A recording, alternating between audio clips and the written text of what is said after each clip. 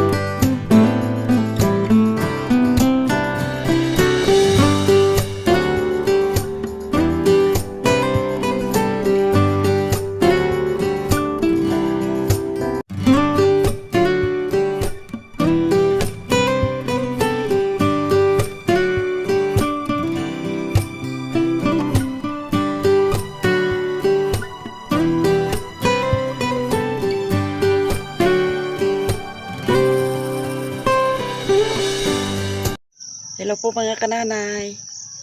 Dito naman po ako sa tabing kalsada. Kasi biyahe na po ako pa Kalapan. Dalhin ko po yung mga regalo ni Nanay Mia sa pamilya ni Brother Ed. Kaya po dito po ako sa tabing kalsada. Intay po ng bus na Roro para makapuntang Kalapan. Hello kayo dyan. Magandang umaga dito sa amin, sa inyo. Lahat ng mga viewers ko, lahat ng mga nanonood, subscriber, mag-ingat-ingat po tayo sa araw-araw. Ingatan po yung ating sarili, ating kalusugan, na always maging happy po tayo para malayo sa mga karamdaman dito sa mundong ito. Kaya ito mga kananay, subaybay lang po kayo kung saan po ako pupunta. Maraming salamat sa lahat-lahat ng inyong mga tulong, lahat ng tumulong sa akin. Maraming salamat po sa inyo. At dito na po ako. Okay. Mga kananay, po ako sa Roro na kasakay. Yan. Punta na pong Kalapan. Mga ilang oras. Nandun na po ako. Nanay Mia, dito na po. Yan. Dala ko na po yung mga regalo mo kay pamilya ni Brother Ed. Nakita po kami ng aking apo doon, si Rai Rai. Hello po mga viewers ko, mga kaibigan ko, lahat ng tumulong sa akin, sa pamilya ko. Maraming salamat sa inyo. Pagpalain ko kayo, Lord.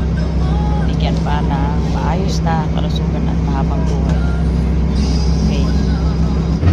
Ayan po, malapit na po.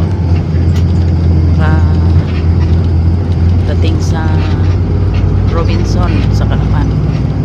Yan, kaunting minuto na lang. Makarating na ako sa bahay ni Brother Ed. Yan mga kananay. Relax na doon, pahinga na doon. Ayan, yung kanyang bahay mga kananay. Yan, ako'y papasok na po. Yan.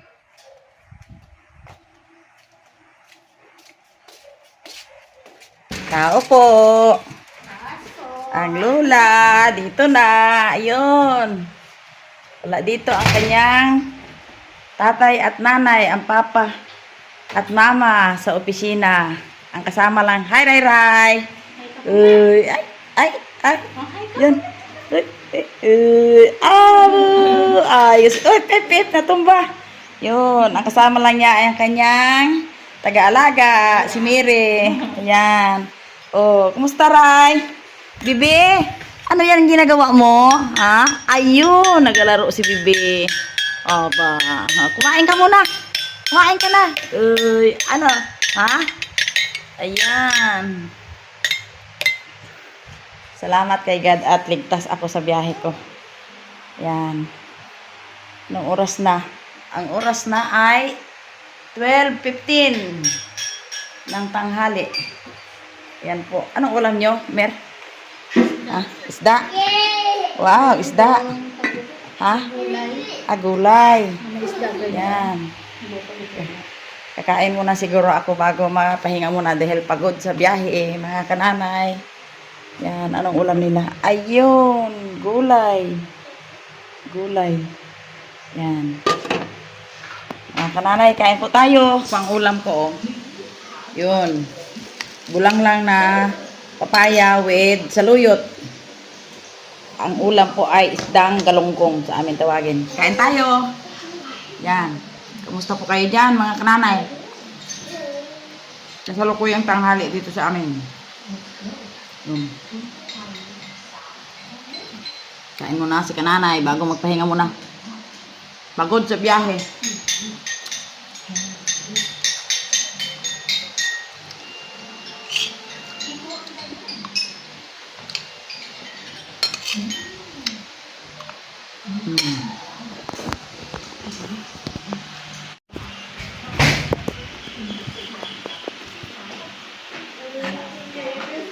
Yan.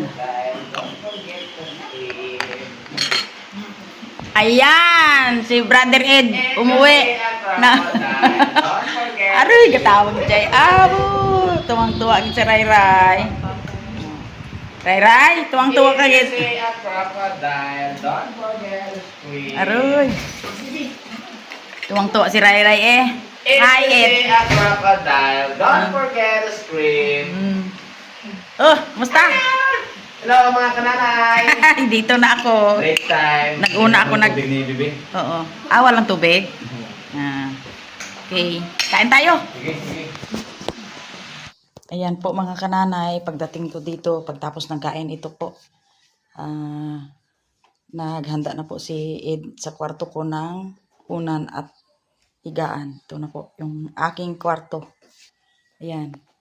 Ako tutulog muna, pahinga muna dahil pagod galing sa biyahe. Ayan. Ito, mga gamit kong dala. Wala pang kuryente. Hindi pa tayo makakaayos ng tulog dahil walang kuryente. Mainit. Ayan po. Yan. Mainit ang panahon dito sa Calapan. Pero maya-maya, maulan na naman. Ayan ang trabaho ngayon ng panahon dito sa Mindoro. Pag sobrang init tapos biglang ulan. Yan. Okay lang. Hindi ang atin masusunod kundi ang kalooban ng Diyos sa ating buhay araw-araw. Okay.